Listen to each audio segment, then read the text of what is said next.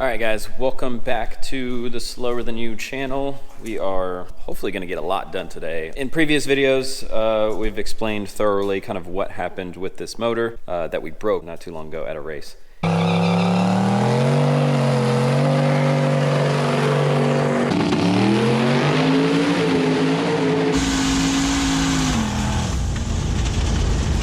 Our fuel filters clogged up and we lost fuel pressure. It went lean, it blew up. So one of the things that we're also doing, and besides repairing, or prepping a new motor, is changing up this fuel system a little bit. So we went with the plastic tanks because I'm thinking that the majority of the debris that we were getting in our filters was actually the tank being eaten away. It's a really old tank. It was a cheap one from Summit.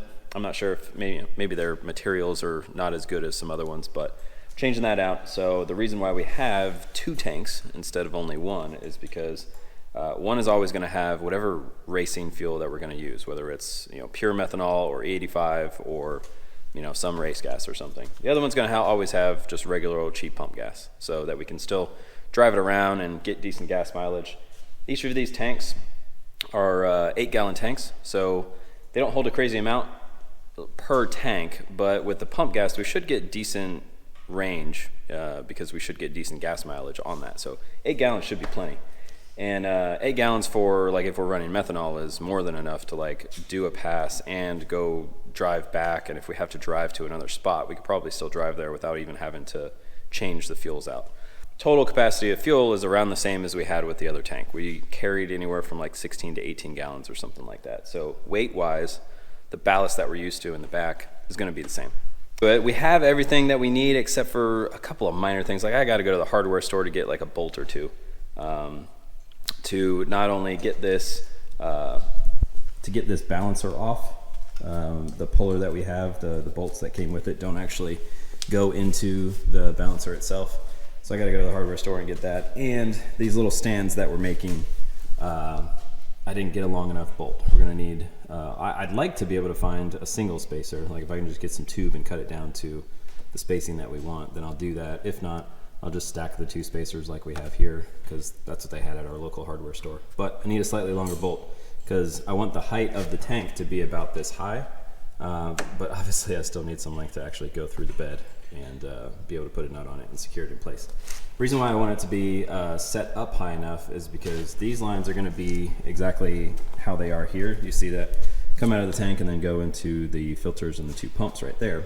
But I'm always going to have another set of lines capped off right here, ready to swap out from this other tank.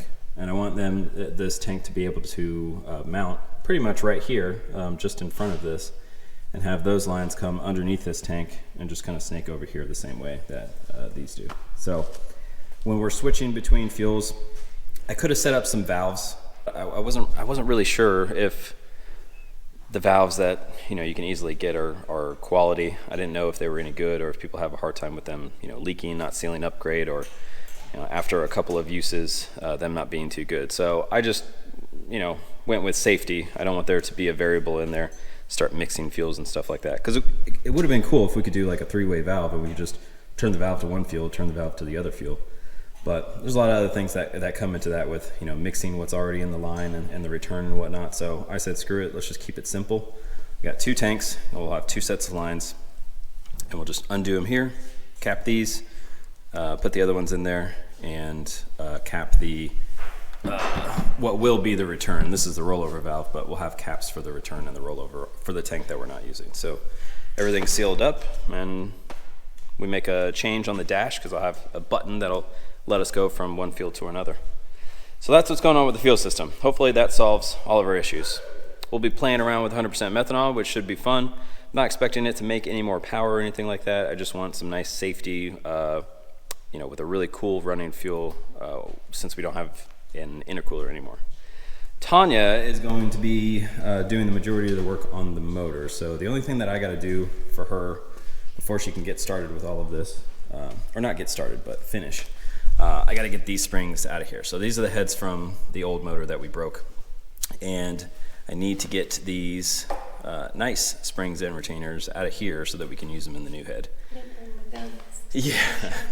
Yeah, they are really stiff, so it's kind of a pain in the ass, but Got them out last time, and we were waiting for the longest time for the correct valve stem seals. That's been kind of one of the bigger delays. We bought the wrong ones twice in a row, and then the ones that we did get, they got delayed. Watch your mouth, wee. Yeah, well, okay, yeah, I ordered them wrong multiple times. I don't see her ordering stuff, so I don't know. Tell me to order it. I'm gonna say we until you step up and order some stuff. You don't tell me to order it. But where's the tape? Which tape? For the sanding paper. Sandpaper. I thought. Oh, right there. You mean the machine shop? Where's the machine shop? We got our machine shop local right here. Yep. I gotta make a TikTok. Y'all might not like the way we do this, but I think a lot of people do it this way. So I got fancy, and I got a nice sanding block that will be the length of the head, so we can. Hey, and just go back and forth. Yeah, we got a really good chance of like keeping it nice and straight and flat, not putting too much pressure on one side or the other. I think it'll be good.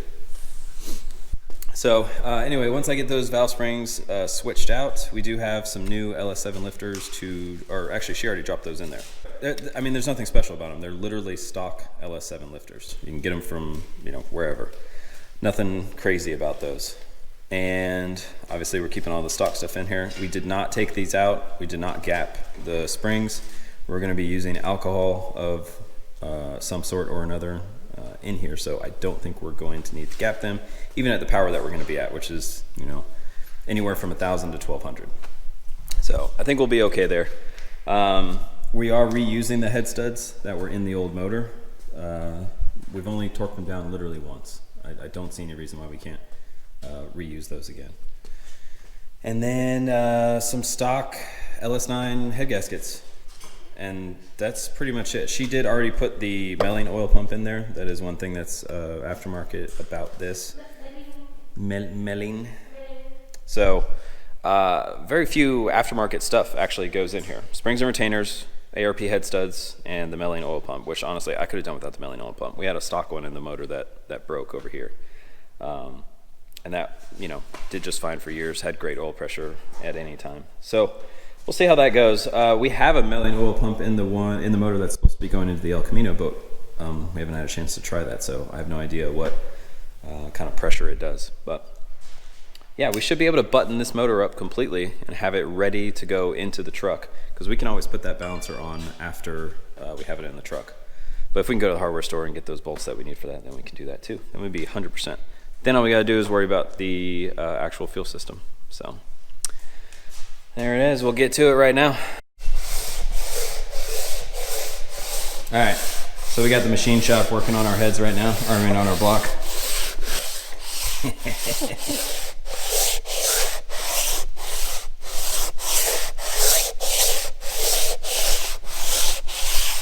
Okay. I don't know how that looked. I was trying to follow it so you could see that we just wrote machine shop on a Dura block. So this side we just kind of prepped with a razor blade. We just got off a lot of the gasket material that was left on there. Made sure there was no, big bumps. If you, sweep it across flat, you tend to get all the big stuff off. And then we're just kind of giving it a brief surface over with this block. So we're hoping that it'll end up being a completely clean surface. It's not gonna be perfectly flat. We get that. If you want something perfect, take it to a machine shop. We just really don't give a shit. We did this exact same thing last time. It's not like we're cutting corners and doing something different this time around. This is exactly what we did to the last motor, to the last two motors that combined have lasted, 4 years. And really, this never failed. So it's not like when we broke the motor, this had anything to do with it. It's a legitimate tactic. I mean, if we wanted to go to much bigger power, yeah, we're probably gonna have to start getting to more proper techniques. But we just put a little bit of paper towel in here because it is gonna be creating some debris, so we wanna make sure no little minor stuff goes into the motor. So once we're done, we'll just pop these out, try to keep as little stuff going in there as possible, blow out the cylinders, and then we'll do the same thing to the heads, and we should be good to go. So right now, I'm just clearing off the table so I can grab these heads. Did you already take off all of the stock springs? Those are all undone? Okay. So all I gotta do is take off the heavy springs on the heads that were on the broken motor. So I'll get popping those off real quick so that by the time she's done with that, hopefully I'll have at least one head ready for her to go. Okay, I got the springs on the new old head. I mean, they're all old, but this is the one that we're going to be using. So got all the springs on there. I cleaned up the surface of it, did our old machine shop block on this as well, just a lot lighter pressure. Just try to get a decently clean surface. So Tiny's gonna blow it out real quick, and then I'm gonna work on the other head. So hopefully we can at least get the heads on. All right, so we got the other head with all the springs on there, and we used our trusty machine shop to go ahead and smooth that out a little bit.